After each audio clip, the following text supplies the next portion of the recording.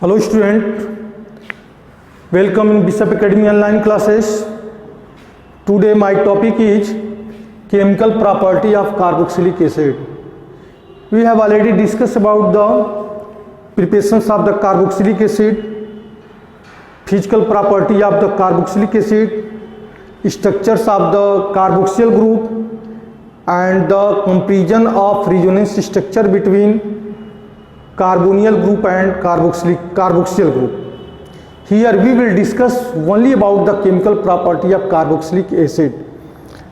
Suppose that यह carboxylic acid है या कार्बोक्सिलिक एसिड का जनरल फार्मूला है और इस कार्बोक्सिलिक एसिड में कितने टाइप के केमिकल रिएक्शन हो सकते हैं उसके बारे में हमको जानकारी करना है। तो मान लीजिए कि इसमें कैसे हम पता करेंगे कि कौन कौन सी केमिकल प्रॉपर्टी हो सकती है, कैसे इसको डिटरमाइन करेंगे केमिकल प्रॉपर्टी को लेकर के। तो पहले जान लिया जाए कि O और H के बीच में बॉन्ड टूट सकता है। कार्बोक्सिलिक एसिड में जो ऑक्सीजन और हाइड्रोजन के बीच का बॉन्ड है वह बॉन्ड भी हमारा क्या हो सकता है, टूट सकता है। तो पहली प्रॉपर्टी यह हुआ कि O और H के बीच में जो बॉन्ड है उस बॉन्ड को तोड़ा जा सकता है और तोड़ने के बाद प्रोडक्ट किस में चेंज हो सकता है। तो मान लीजिए कि अगर OH के बीच में बॉन्ड तोड़ना है तो करेंगे क्या, हम मेटल के साथ रिएक्शन करा सकते हैं, हाइड्रोजन अलग हो सकता है। एल्केलाइज के साथ रिएक्शन करा सकते हैं, एल्केलाइज सॉल्यूशन मतलब बेस के साथ रिएक्शन करा सकते हैं, तभी भी हाइड्रोजन अलग हो सकता है। ठीक है, मतलब एल्केलाई के साथ भी रिएक्शन करा सकते हैं, एल्केलाइज सॉल्यूशन मतलब बेस के साथ भी रिएक्शन कराएंगे तो हाइड्रोजन हट सकता है, या किसी एक्टिव मेटल के साथ रिएक्शन कराएं तभी भी हमारा हाइड्रोजन हो सकता है, या मेटल कार्बोनेट के साथ रिएक्शन करा दे तभी भी OH बॉन्ड टूट सकता है, या मेटल बाइकार्बोनेट के साथ रिएक्शन करा दे तभी भी OH बॉन्ड टूट सकता है। तो पहली प्रॉपर्टी इसके वजह से बन रही है कि मतलब OH को तोड़ना, OH को जैसे तोड़ेंगे, जिस मेथड से तोड़ेंगे, जौन सा रिजेंट यूज करेंगे वो हमारा केमिकल प्रॉपर्टी में इंक्लूड होगा। दूसरा, अब C और O के बीच में बॉन्ड ब्रेक करना। ठीक है, दूसरी प्रॉपर्टी डिटरमाइन कर रही है किसके द्वारा, कि C और O के बीच में बॉन्ड को ब्रेक करना, कि कौन सा रिजेंट हम सेलेक्ट करें जिसके वजह से कार्बन और ऑक्सीजन के बीच का बॉन्ड टूट जाए, मतलब OH पूरी तरीके से यहां से डिस्प्लेस हो जाए, कार्बोक्सिलिक एसिड का OH जो है टूट जाए। तो बहुत सारे इसके साथ भी रिएक्शन है, एस्टिफिकेशन रिएक्शन है। ठीक है, ये एस्टिफिकेशन रिएक्शन में भी ये टूट सकता है। और भी कुछ रिएक्शन है, अमोनिया के साथ रिएक्शन कराएंगे तभी भी टूट सकता है। तो बहुत सारे रिएक्शन है जिसके द्वारा यह OH बॉन्ड मतलब C और O के बीच का बॉन्ड टूट सकता है। तो पहला केमिकल प्रॉपर्टी OH को तोड़ने के लिए है, दूसरी प्रॉपर्टी C और O के बीच में मतलब OH एलिमिनेशन हो जाए, हट जाए यहां से। तीसरी प्रॉपर्टी कार्बोनियल ग्रुप की है। कार्बोनियल ग्रुप क्या है, अगर इसका हम रिडक्शन कराते हैं तो कार्बोनियल ग्रुप CH2 में चेंज हो सकता है, जैसे लिथियम एल्युमिनियम हाइड्राइड के साथ, हाइड्रोजन के साथ या सोडा लाइम के साथ, जिससे भी जो भी रिड्यूसिंग एजेंट है उसके साथ रिएक्शन करके इस कार्बोनियल ग्रुप को हम चेंज कर दें। तो तीसरी प्रॉपर्टी यहाँ पे ग्रो कर रही है। चौथी प्रॉपर्टी जो एल्किल ग्रुप या एरिल ग्रुप है या RR-AR ग्रुप, R और AR ग्रुप, इनमें से हाइड्रोजन को हटा करके, अल्फा कार्बन के हाइड्रोजन को हटा करके हाइड्रोजन को इंट्रोड्यूस कर सकते हैं। मतलब 3 टाइप की केमिकल प्रॉपर्टी बन रही है, 4 टाइप में, 3 नहीं 4। एक OH के बीच के बॉन्ड को ब्रेक करना, एक C और O के बीच का बॉन्ड ब्रेक करना, एक CO को चेंज करना, और दूसरा जो हाइड्रोकार्बन कंपाउंड है R ग्रुप या AR ग्रुप, इनमें चेंजिंग करके। AR तो यहाँ पे इंट्रोड्यूस कराएंगे नहीं, क्योंकि हमारा AR जब चेंज हो जाएगा तो AR आ जाएगा तो हमारा इलेक्ट्रोफिलिक सब्स्टिट्यूशन रिएक्शन अप्लाई हो जाएगा। तो हम AR को यहाँ पे सिलेक्शन नहीं करेंगे, R को ही सिलेक्शन करेंगे। अब R की चैन क्या है ये तो डिपेंडेंट कर रही है कार्बोक्सिलिक एसिड पे कि उसमें अल्फा कार्बन है कि बीटा कार्बन है, चाहे उसमें अल्फा कार्बन हो चाहे बीटा कार्बन हो या गामा कार्बन हो, मतलब एलिफेटिक कार्बोक्सिलिक एसिड में, लेकिन चेंजिंग जब भी होगा वह अल्फा कार्बन के हाइड्रोजन का ही चेंजिंग होगा। अब बीटा कार्बन का हाइड्रोजन की चेंजिंग नहीं होगी, ना तो गामा कार्बन के हाइड्रोजन की चेंजिंग नहीं होगी। जब भी चेंज होगी तो अल्फा कार्बन के हाइड्रोजन की चेंजिंग हुई। तो एक केमिकल प्रॉपर्टी एल्किल ग्रुप से रिलेटेड है, दूसरी केमिकल प्रॉपर्टी इसके कार्बोनियल ग्रुप से रिलेटेड है, तीसरी केमिकल प्रॉपर्टी कार्बन और हाइड्रोक्सिल ग्रुप के बिटवीन्स के डिटरमाइन होती है, चौथी केमिकल प्रॉपर्टी ऑक्सीजन हाइड्रोजन के बिटवीन्स को डिटरमाइन कर रही है। ठीक है, तो 4 टाइप की केमिकल प्रॉपर्टीज में ग्रो कर रही है। अब इसको हम स्टेप टू स्टेप डिस्क्रिप्शन कर रहे हैं। तो पहली केमिकल प्रॉपर्टी क्या है कि chemical property of carboxylic acid में पहला पॉइंट है reactions involving cleavage of OH bond. जैसे हमने बताया था कि OH बॉन्ड, किसका OH bond? Carboxylic acid C double bond O and H, इस बॉन्ड को ब्रेक करना, ऑक्सीजन और हाइड्रोजन के बिटवीन के बॉन्ड को ब्रेक करना। तो पहली प्रॉपर्टी इसमें आती है कि reactions involving cleavage of OH bond.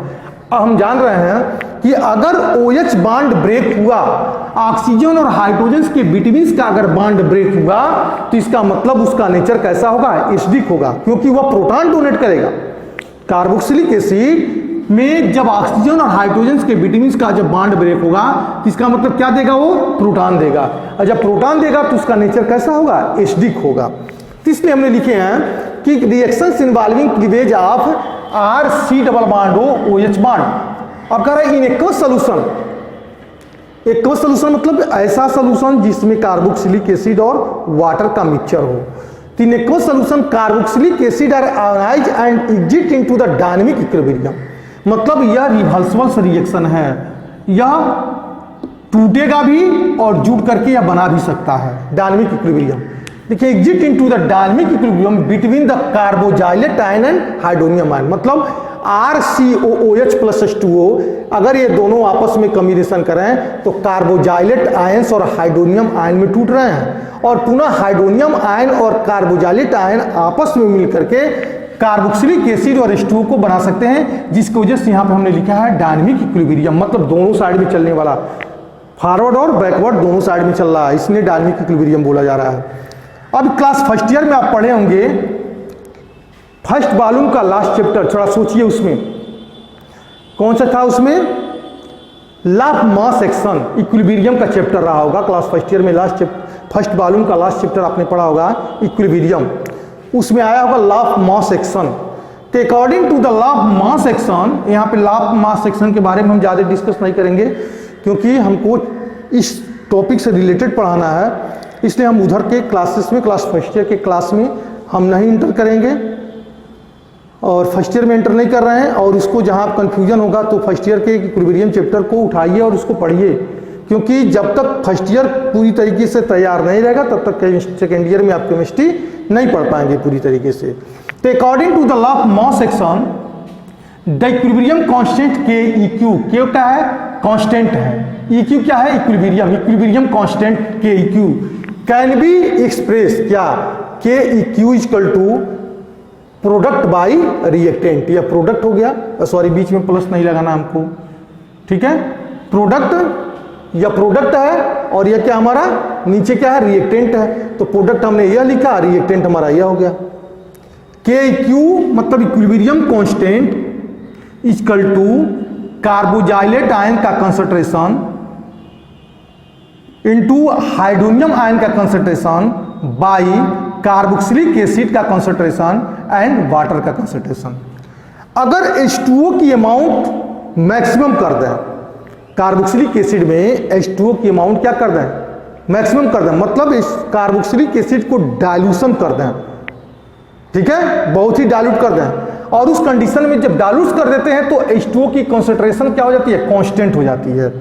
Constant मतलब चाहे उसके बाद जितना भी पानी मिलाइए, चाहे जितना भी पानी मिलाइए उससे ज़्यादा वो डाइल्यूशंस नहीं हो सकता। एक फिक्स पॉइंट पे वह कंप्लीट डाइल्यूशन को ऑब्टेन कर लेता है, उसके बाद चाहे जितना पानी मिला उसके डाइल्यूशन से उससे रिलेटेड नहीं होता। तो कह रहा है कि if water is taken in a large amount and there it concentrations remain constant, concentration किसका? H2O का। H2O का जो कॉन्सेंट्रेशन है वो क्या हो, कांस्टेंट हो जाए, तब उस कंडीशन में क्या हो जाएगा, प्रोडक्ट हमारा ये carboxylate ion hydronium ion by concentration of the carboxylate ion concentration of the hydronium by concentration of the carboxylic acid, जो कि इक्वल है, किसके इक्वल है, KQ H2O के। H2O को हमने बाहर कर दिया, जो H2O यहाँ लिखे तो H2O को हमने क्या कर दिया, बाहर किया। KQ जो कि इक्वल है किसके, KA क्या है, एसिड डिसोसिएशन कांस्टेंट। के को क्या बोलते हैं हम, इक्विलिब्रियम कांस्टेंट, जो कि इक्वल किसके है, Ka, क्योंकि एसिड डिसोसिएशन कांस्टेंट को KQ से रिप्रेजेंट नहीं करते हम, किससे रिप्रेजेंट करेंगे, Ka से, मतलब एसिड डिसोसिएशन कांस्टेंट Ka करा हुआ। Ka is called acid dissociation constant, Ka को क्या बोले हैं, acid dissociation constant, but the strength of the acid, अब Ka ही कंप्लीट नहीं है, किसी भी एसिड की एसिडिक स्ट्रेंथ या एसिड डिसोसिएशन कांस्टेंट को मेजरमेंट करने के लिए सिर्फ Ka ही सफिशिएंट नहीं है, बल्कि जनरली किससे रिप्रेजेंट करते हैं, pKa से, क्योंकि दिया कि Ka is the called acid dissociation constant but the strength of acid generally indicated by the pK value, the power of acid dissociation constant. ठीक है, कि मतलब Ka तो हमारा एसिड डिसोसिएशन कांस्टेंट है, लेकिन किसी भी एसिड की स्ट्रेंथ को इंडिकेशन करने के लिए हम pKa का वर्ड करते हैं, और उसको हम लागर्थम में के वर्ड में अगर लागर्थम के हिसाब से लिखते हैं तो हमारा होता है pK equal to minus log Ka, मतलब pKa की वैल्यू घटेगी तो Ka की वैल्यू क्या होगी, बढ़ेगी। pKa की वैल्यू घटेगी, स्मॉलर होगी, तो Ka की वैल्यू क्या होगी, बढ़ेगी। तो इसका मतलब जब pKa की वैल्यू स्मॉलर होगी और Ka की वैल्यू बढ़ेगी तो कंडीशन क्या होगा, वह एसिड स्ट्रॉन्गर एसिड होगा, मतलब बेटर प्रोटॉन डोनर होगा, क्योंकि हमने लिखा है the pK smaller the pKa value are larger the Ka value, इसकी वैल्यू कम होगी तो इसकी वैल्यू बढ़ेगी, तो इसका मतलब वह स्ट्रॉन्गर एसिड होगा। और स्ट्रॉन्गर एसिड कब होगा, कि जब वह बेटर प्रोटॉन डोनर बनेगा। Ka की वैल्यू घटेगी, pKa की वैल्यू घटेगी तो Ka की वैल्यू बढ़ेगी, और Ka की वैल्यू बढ़ेगी तो वह इसका मतलब क्या होगा, उस एसिड की एसिडिक स्ट्रेंथ बढ़ रही है और बेटर प्रोटॉन डोनर है।